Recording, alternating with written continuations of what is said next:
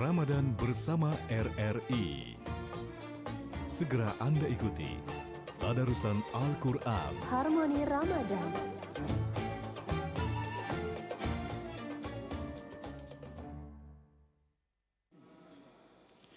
Assalamualaikum warahmatullahi wabarakatuh. Selamat malam pendengar Pro 1 RRI Palembang dimanapun Anda berada. Malam ini Tadarusan Al-Quran bersama kami dari Ponpes Nurul Qomar akan membacakan surah Al-Mu'minun ayat 1. Selamat mengikuti.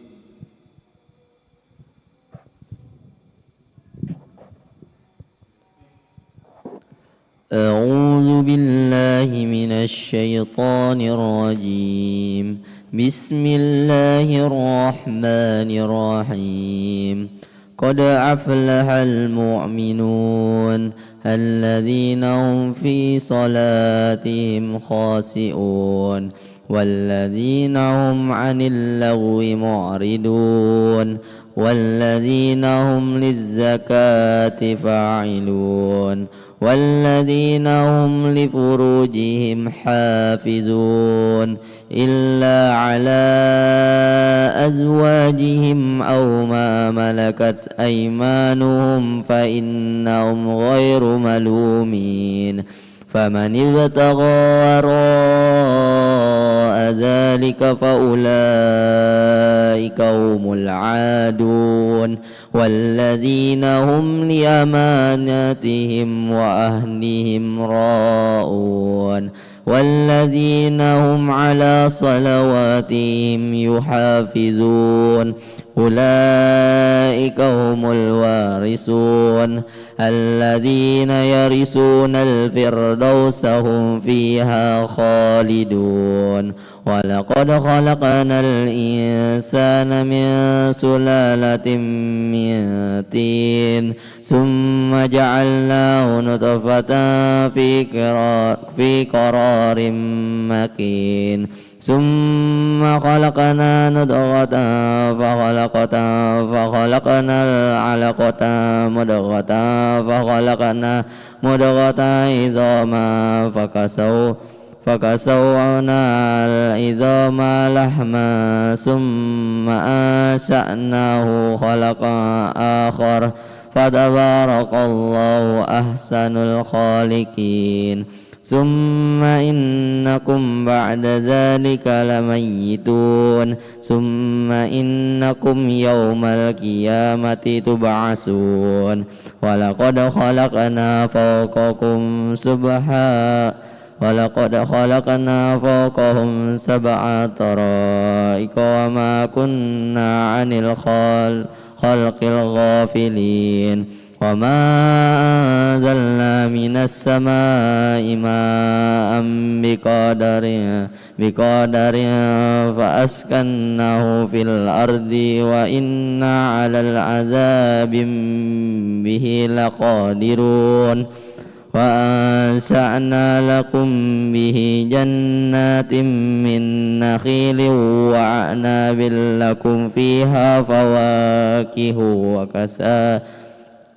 لهم فيها فواكه كثيرة ومنها تأكلون وشجرة تخرج من طور سيناء تنبت بالدهن وصبغ للعاكلين وإن لكم في الأنعام لعبرة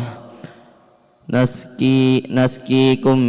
مما في بطونها وما لكم فيها منافع كثيرة ومنها تأكلون وعليها وعلى الفلك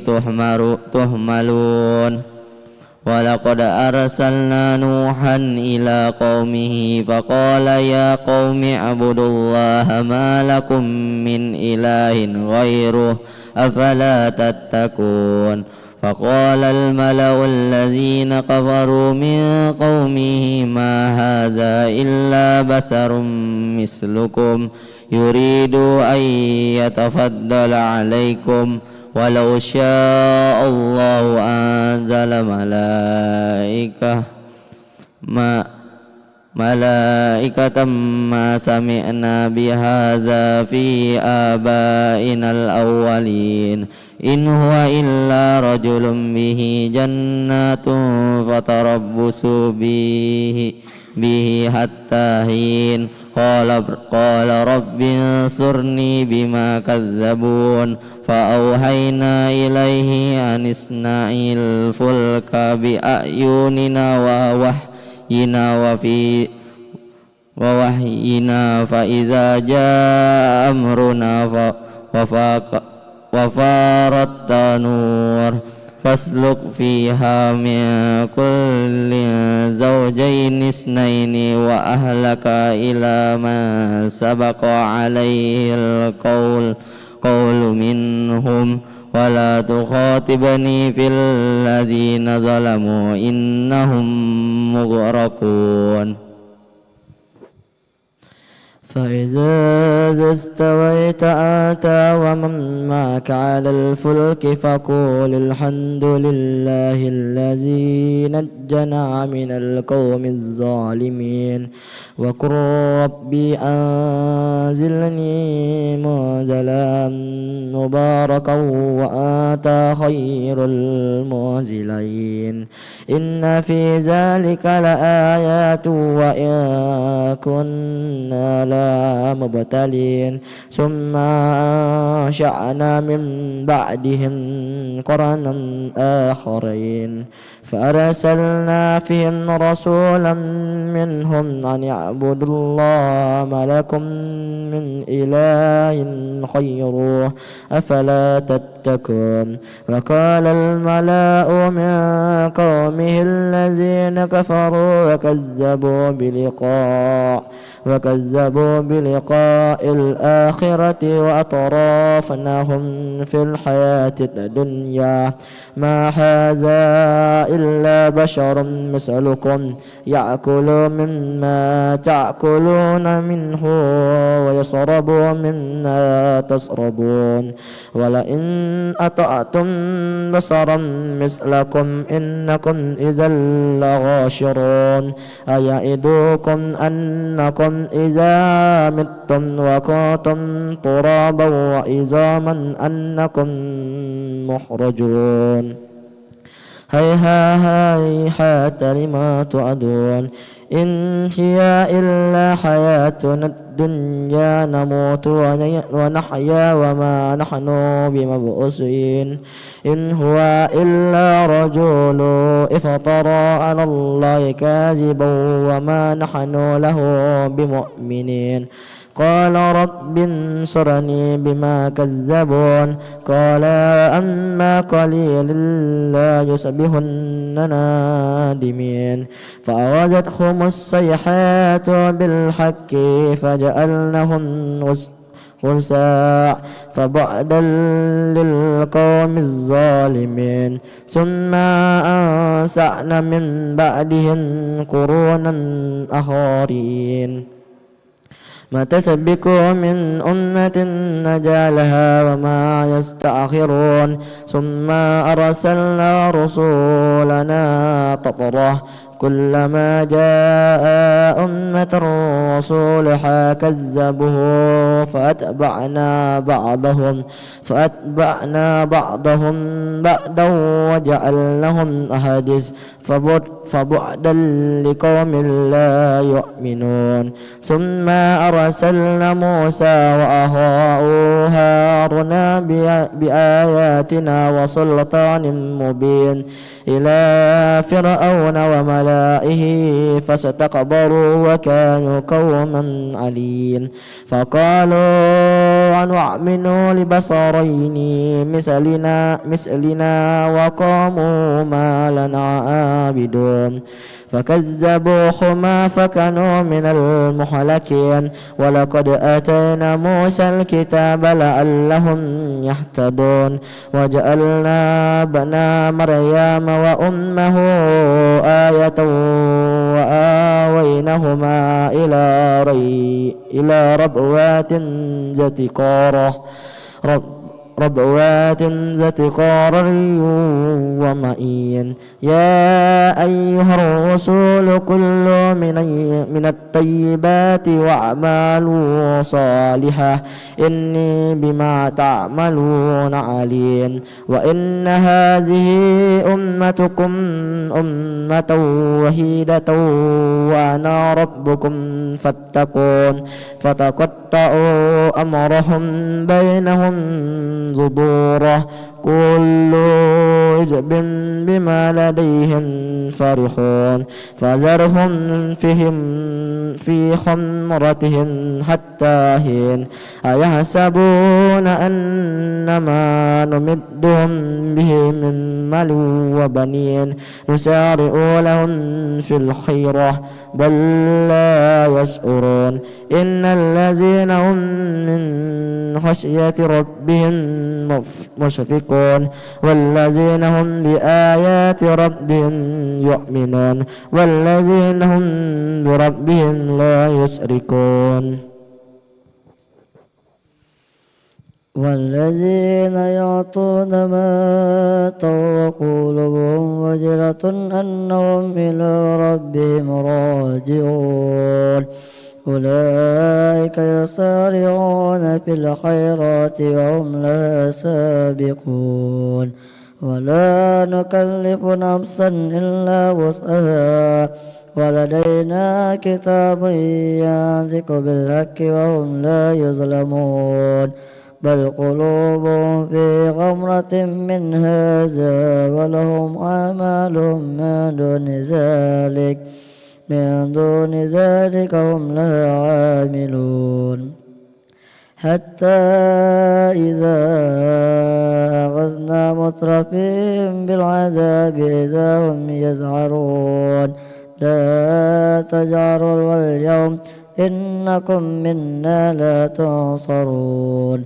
قد كانت آياتي تتلى عليكم فكنتم على أعقابكم تنكصون مستكبرين به سامعا تهجرون أفلن يدبروا القول أم جاءهم ما لهم يأتي آباءهم الأولين أن لم يعرفوا رسوله فهم له منكرون أم يقولون به جنة بل جاءهم بالحق وأكثرهم للحق كارهون ولو اتبعوا الحق أهواءهم لفسدت السماوات والأرض وما فيهن بل آتيناهم بذكرهم فهم عن ذكرهم معرضون أم تسألهم خرجا فخرج ربك خير وهو خير الرازقين وإنك لتدعوهم إلى صراط مستقيم وإن الذين لا يؤمنون بالآخرة عن الصراط لناكبون ولو رحمناهم فكشفنا ما بهم من ضر لجوا في طغيانهم يعمهون ولقد أخذناهم بالعذاب فما استكانوا لربهم وما يتضرعون حتى إذا فتحنا عليهم بابا ذا عذاب شديد إذا هم به مبلسون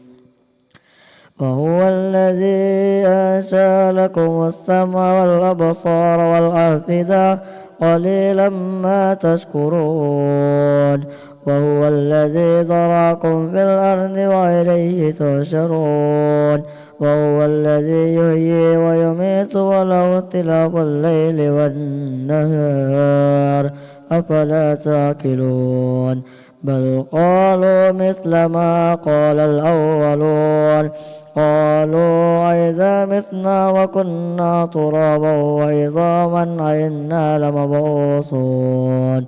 لقد وعدنا نحن وآباؤنا هذا من قبل إن هذا إلا أساطير الأولين قل لمن الأرض وما فيها إن كنتم تعلمون سيقولون لله قل أفلا تذكرون قل ما رب السماوات السبع ورب العرش العظيم سيقولون لله قل أفلا تتقون قل من بيده ملكوت كل شيء وهو يجير ولا يجار عليه إن كنتم تعلمون سيقولون لله قل فأنا تسحرون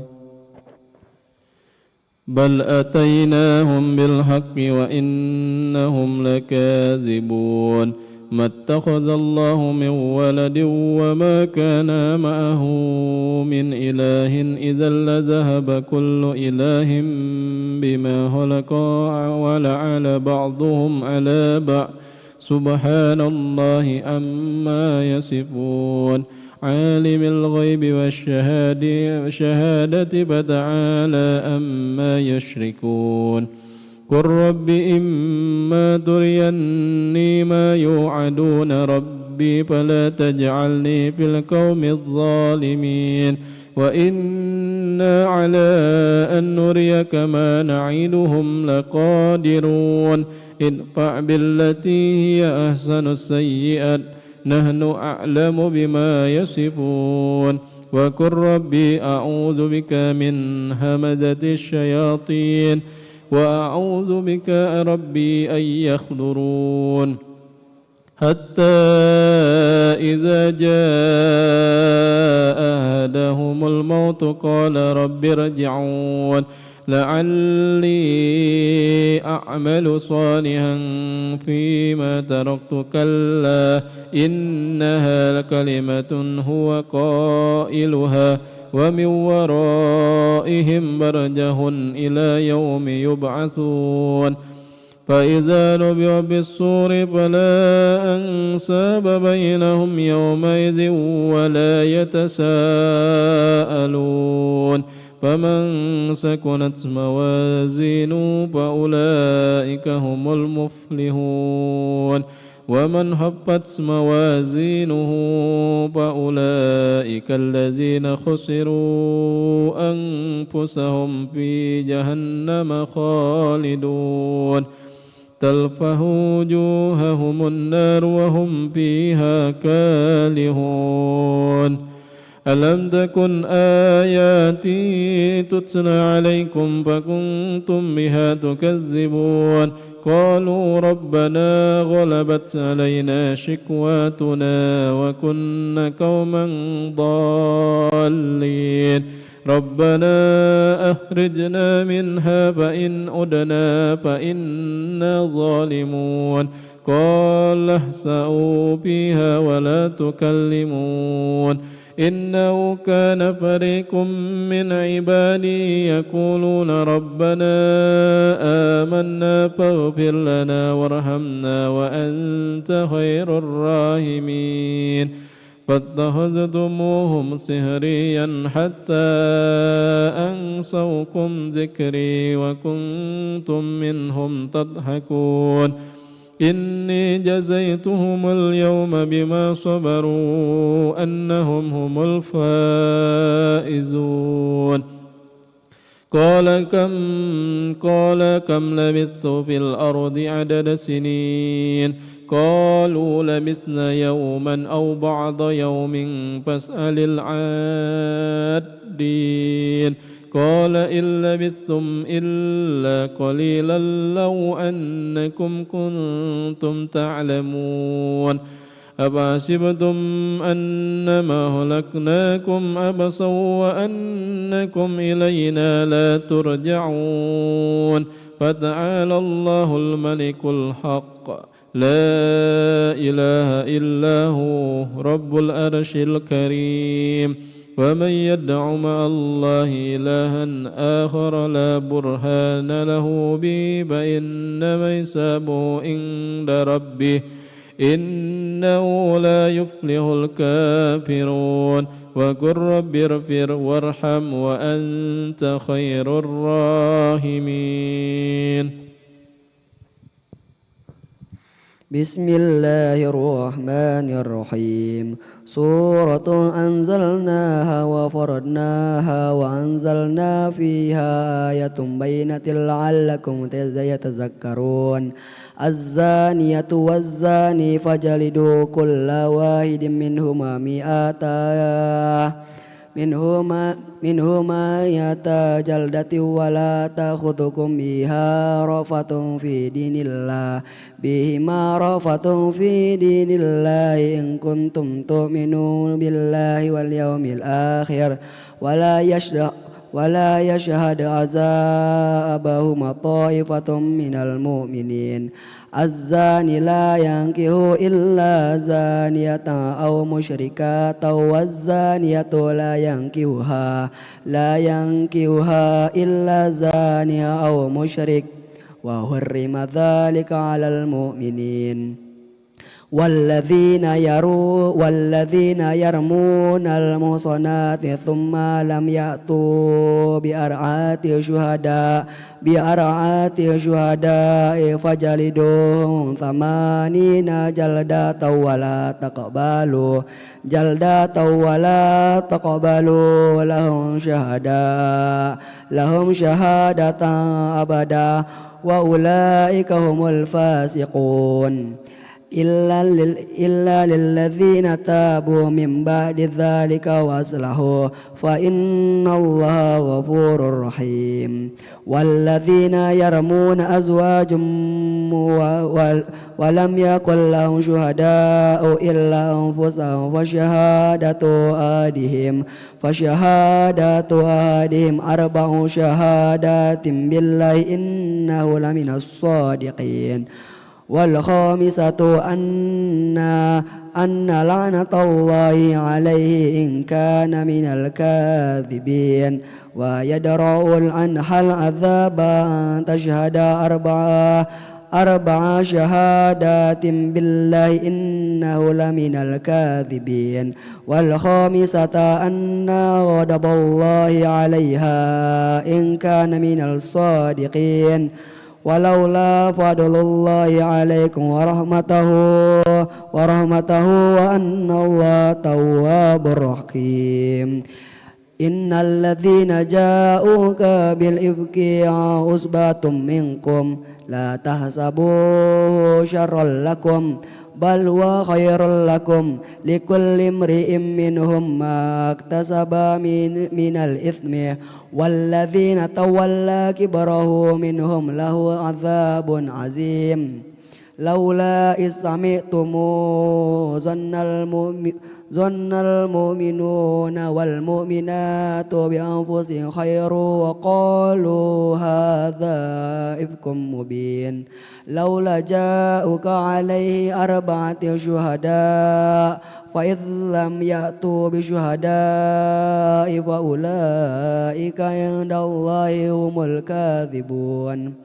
ولولا فضل الله عليكم ورحمته في الدنيا والآخرة لمساكم فيما فضلتم فيه عذاب عظيم إذ تلقونه بألسنتكم وتقولون بأفواههم ما ليس لكم بأفواهكم ما ليس لكم به من علم ولا تحسبونه هنيا وهو عند الله العظيم ولولا إذ سمعتموه قلتم ما يكون لنا أن نتكلمون بهذا سبحانك هذا بهتان عظيم يعظكم الله أن تعودوا لمثله أبدا إن كنتم مؤمنين وبين الله لكم الآيات والله عليم حكيم إن الذين يحبون أن تشيع الفاحشة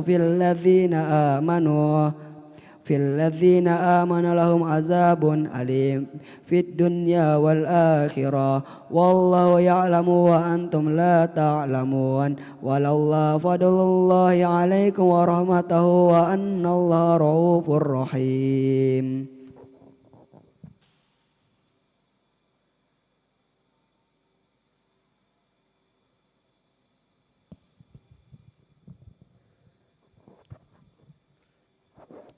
يا أيها الذين آمنوا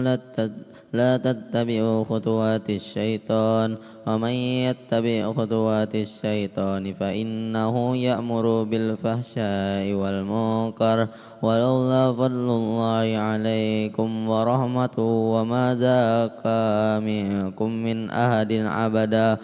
ولكن الله يزكي من يشاء والله واسع عليم. ولا يأتلي أولو فضل منكم وسعة أن يؤتوا أولي القربى والمساكين والمهاجرين في سبيل الله وليعفون وليصفحوا ألا تحبون أن تغفر الله لكم والله غفور حليم. إن الذين يرمون المحصنات الغافلات مؤمنات لعنوا في الدنيا والآخرة ولهم عذاب عظيم يوم تشهد عليهم ألسنتهم وأيديهم وأرجلهم بما كانوا يعملون يومئذ يوفيهم الله دينهم الحق ويعلمون أن الله هو الحق المبين. الخبيثة للخبيثين والخبيثون للخبيثات والطيبات للطيبين والطيبون للطيبات أولئك مبرؤون مما يقولون لهم مغفرة ورزق كريم. يا أيها الذين آمنوا لا تدخلوا بيوت غير بيوتكم حتى تستأنسوا وتسلموا على أهلها ذلكم خير لكم لعلكم تذكرون. فإن لم تجدوا فيها أحدا فلا تدخلوها حتى يؤذن لكم وإن قيل لكم ارجعوا فارجعوا وأزكى لكم والله بما تعملون عليم. أليس عليكم جناح أن تدخلوا بيوت غير مسكونة فيها متاع لكم والله يعلم ما تبدون وما تكتمون.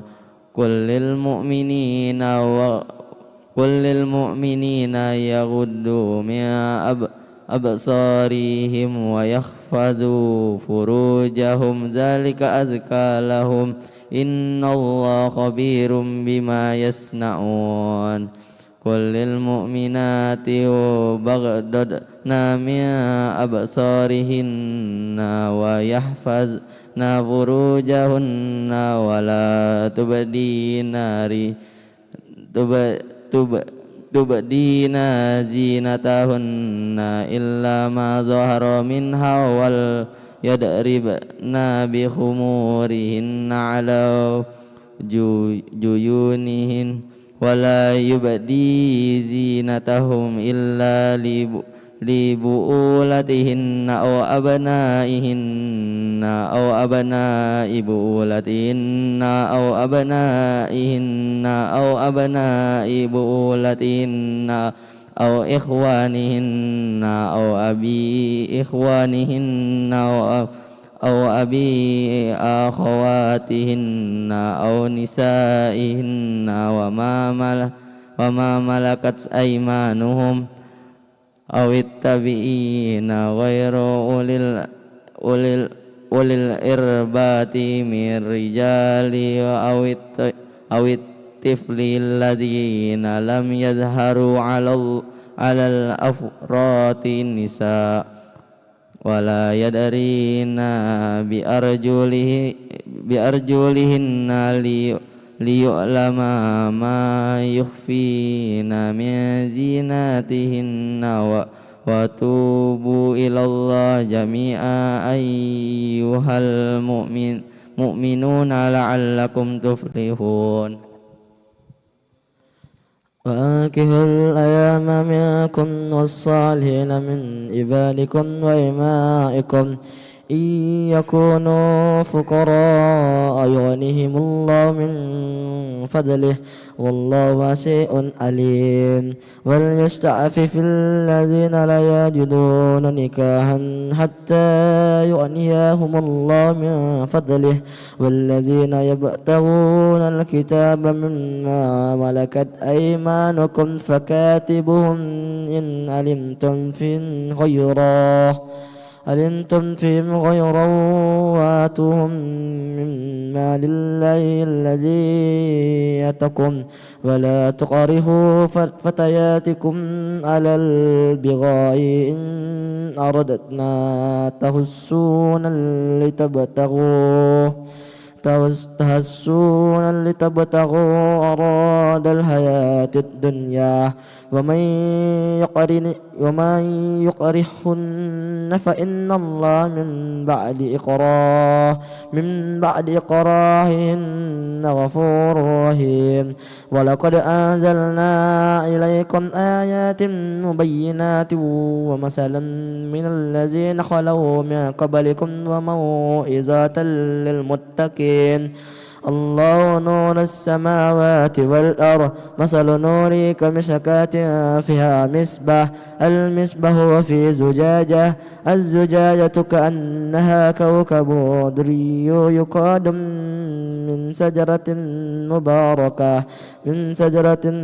مباركة زيتونات لا شرقيات ولا غربية يكاد زيتها يضيء ولو لم تمسسه نور على نور يهدي الله لنهره من يشاء ويضرب الله الأمثال للناس والله بكل شيء عليم في بيوت أذن الله أن ترفع ويذكر فيها اسمه يسبح له فيها بالغدو والأصال رجال لا تلههم تجارة ولا بيع عن ذكر الله وإقام الصلاة وإيتاء الزكاة يخافون يوما تتقلب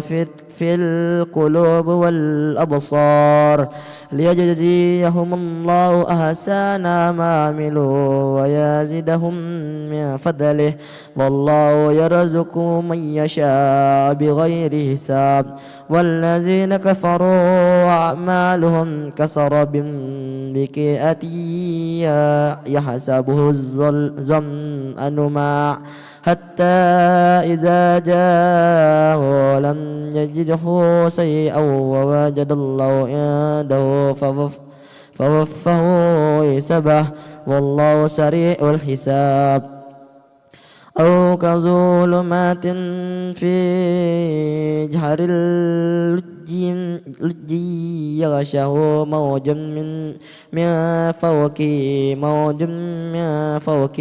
من فوقه سحاب ظلمات بعدها فوق بعض إذا أخرج يده لم يكد يراه ومن لم يجعل الله له نورا فما له من نور ألم تر أن الله يسبح له ما في السماوات والأرض والطير صفا كل قد علم صلاة وتسبيحا والله عليم بما يفعلون ولله ملك السماوات والأرض وإلى الله المصير ألم تر أن الله يزجي سابا ثم يؤلف بينه ثم يجعله ركاما فترى الودق يخرج من خلاله وينزل من السماء من جبل فيها من ضراد فيصيبه بمن يشاء ويصرفه عن من يشاء يكاد سنا بركه يذهب بالأبصار يقلب الله الليل والنهار إن في ذلك لعبرة لأولي الأبصار والله خلق كل دابة من ماء فمنهم من يمشي على بطنه ومنهم من يمشي على رجلين ومنهم من يمشي على أربع يخلق الله ما يشاء إن الله على كل شيء قدير لقد أنزلنا آيات مبينات والله يهدي من يشاء إلى صراط مستقيم ويقولون آمنا بالله بالرسول وأطعنا ثم يتولى فريق منهم من بعد ذلك وما أولئك بالمؤمنين وإذا دعوا إلى الله ورسوله ليحكم بينهم إذا فريق منهم معرضون وإن يكن لهم الحق يأتوا إليه مذعنين أفي قلوبهم مرض أم ارتابوا أم يخافون أو يحيف الله عليهم ورسوله بل أولئك هم الظالمون إنما كان قول المؤمنين إذا دعوا إلى الله ورسوله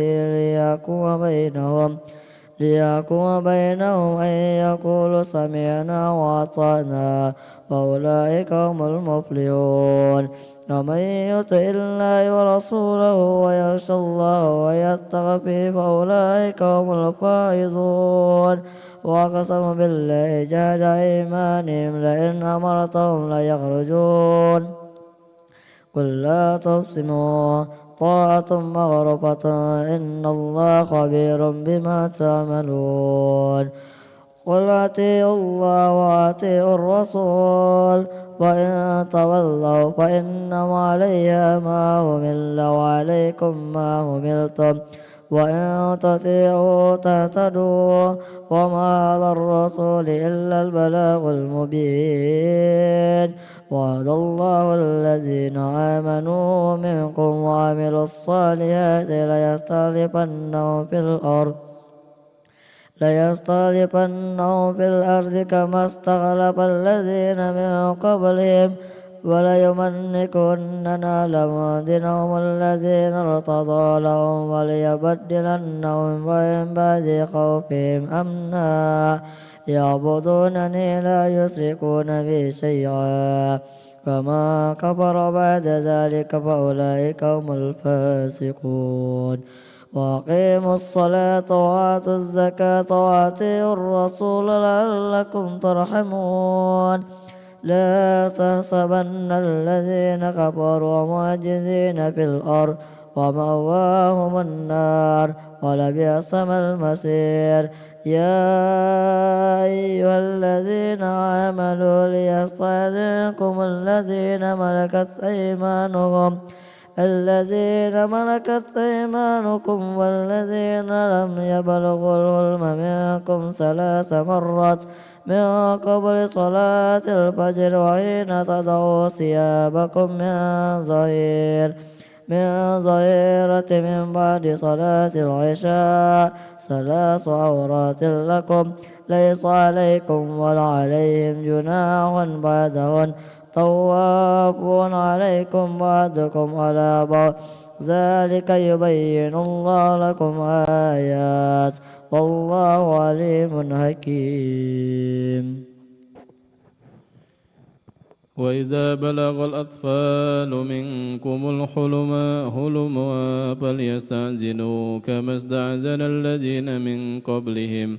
كذلك يبين الله لكم آياته والله عليم حكيم. والقواعد من النساء اللاتي لا يرجون نكاحا فليس عليهن جناح أن يضعن ثيابهن غير متبرجات بزينة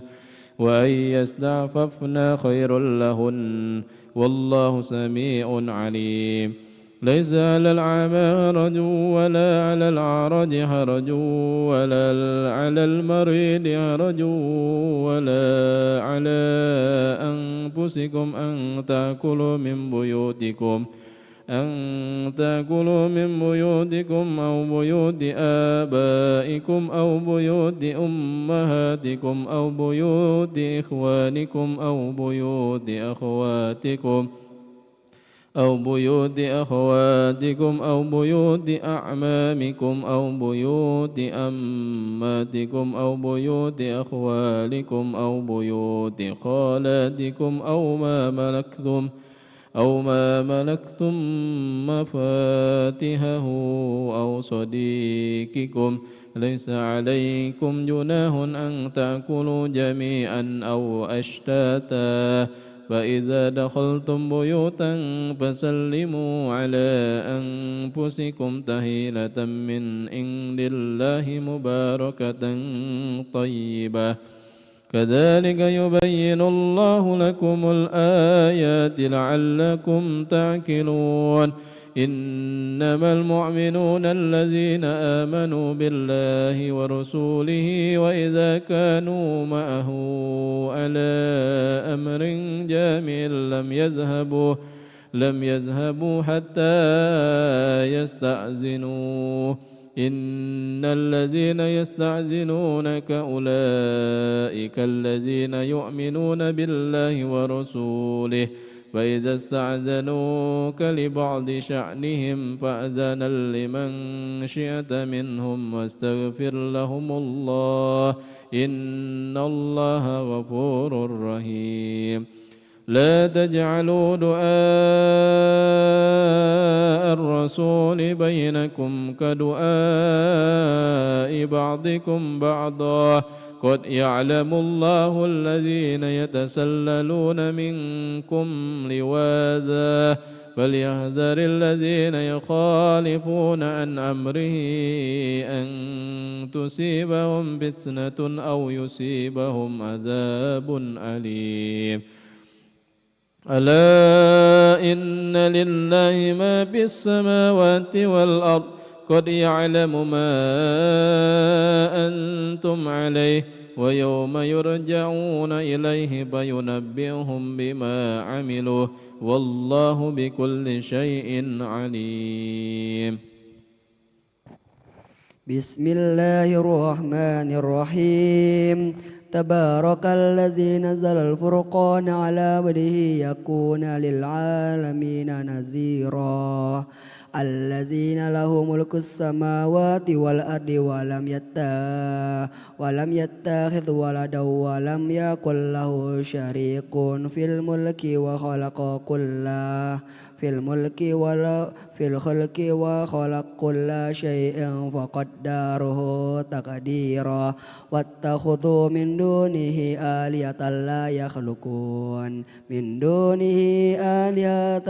لا يخلقون شيئا وهم يخلقون ولا يملكون لأنفسهم ضرا ولا نفعا ولا يملكون موتا ولا حياة ولا نشورا وقال الذين كفروا إن هذا إلا إفك افتراه وأعانه عليه قوم آخرون وقد جاءوا ظلم وزورا وقالوا أساطير الأولين تتابها فهي تملى عليه بكرة وأصيلا قل أنزله الذي يعلم سر في السماوات والأرض إنه كان غفورا رحيما وقالوا ما لهذا الرسول يأكل الطعام ويمشي في الأسواق لولا أنزل إليه ملك فيكون معه نذيرا أو يلقى إليك كنز أو تكون له جنات يأكل منها وقال الظالمون إن تتبعون إلا رجلا مسحورا انظر كيف ضربوا لك الأمثال فضلوا أفلا يستطيعون سبيلا تبارك الذي أنشأ جعل لك خير من ذلك جنات تجري من تحتها الأنهار ويجعل لك قصورا بل كذبوا بالساعة وأعتدنا لمن كذب بالساعة سعيرا إذا رأتهم من مكان بعيد سمعوا لها تغيظ وفيرا وإذا ألقوا منها مكانا ضيقا مقرنين دعونا إليك ثبورا لا تدعوا اليوم ثبورا واحدا ودعوا ثبورا كثيرا قل أذلك خير أم جنات الخلد التي وعود المتقون كانت لهم جزاء ومصيرا لهم فيها ما يشاءون خالدين كان على ربك وعد مسؤولا ويوم يحشرهم وما يعبدون من دون الله فيقول أنتم أضللتم عبادي هؤلاء أم هم ضلوا السبيل قالوا سبحانك ما كان ينبغي لنا أن نتخذ من دونك من أولياء ولكن ماتهم وآباءهم حتى نسوا ذكرا وكانوا قوم بورا فقد كذبوكم بما تقولون فما تستطيعون صبرا ولا نصرا ومن يظلم منكم نذقه عذابا كبيرا وما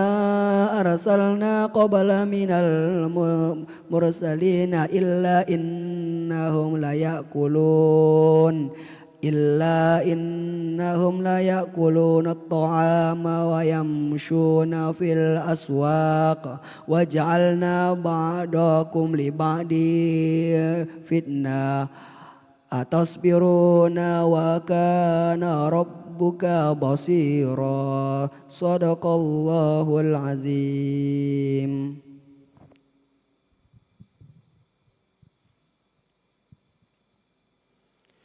Demikianlah tadarusan Al-Quran malam hari ini tanggal 7 bulan Maret tahun 2026 bertepatan dengan 18 Ramadan 1447 Hijriah. Kami dari Ponpes Nurul Qomar mengucapkan terima kasih untuk kebersamaan Anda kembali ke studio untuk mengikuti acara selanjutnya. Wassalamualaikum warahmatullahi wabarakatuh.